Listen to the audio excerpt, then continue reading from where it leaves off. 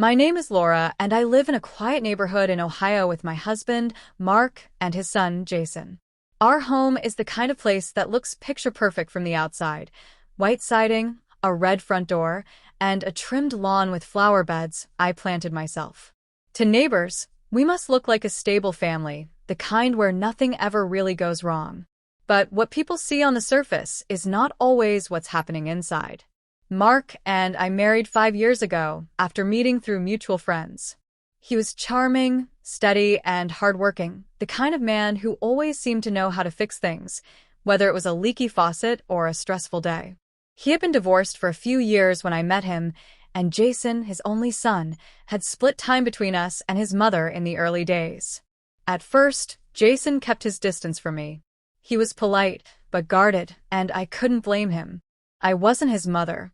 I was a stranger trying to fit into his already complicated world. It took time, but slowly, we built something like trust. I helped him with school projects, took him shopping for clothes, even cheered from the bleachers at his basketball games. Though he never called me Mom, he stopped seeing me as just Dad's wife. That was enough for me. By the time Jason turned 17, we had a kind of unspoken truce between us, a rhythm that worked. That's why what happened that Sunday morning shook me so deeply. Mark had gone to the hardware store, leaving Jason upstairs in his room while I cleaned up after breakfast. I remember humming to myself as I walked into the bathroom, steam from the shower curling in the air as I turned the water on. It was supposed to be just another ordinary morning. I stepped under the water, let the warmth rush over me, and felt the kind of peace that comes only in those small, quiet moments when no one is asking for your attention. But that peace shattered in an instant. The bathroom door swung open. Jason stood there, framed in the doorway, his hand still on the knob. His eyes went wide, and for a second, we both froze. My body stiffened, and I yanked a towel around myself with shaking hands. "Jason," I gasped. His face turned scarlet. I'm sorry," he stammered, backing out so fast he nearly tripped. The door slammed shut, leaving me with my heart pounding in my chest and steam swirling around me like smoke. It was just a mistake, I told myself.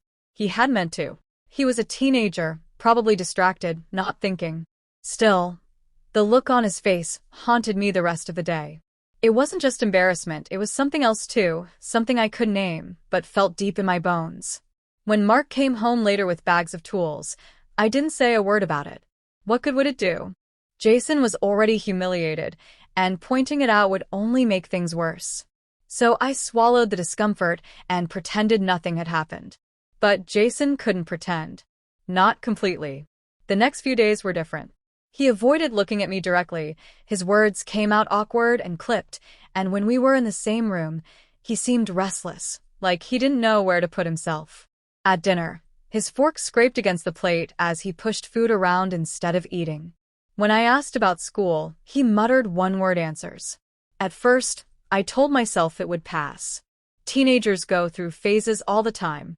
But then, one night, as I walked past his room, I heard him talking on the phone. His voice was low, but the words carried. "I don't know, man. It's just, I can't look at her the same way anymore." Her. I froze outside his door, my hand gripping the banister. My stomach twisted. He was talking about me. That was when I realized the accident in the bathroom had shaken him. Too. Maybe more than it had shaken me. I lay awake that night, staring at the ceiling, wondering what it meant for all of us. And that's when the guilt set in.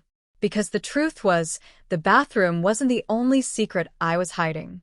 There was something far bigger, something I hadn't told anyone.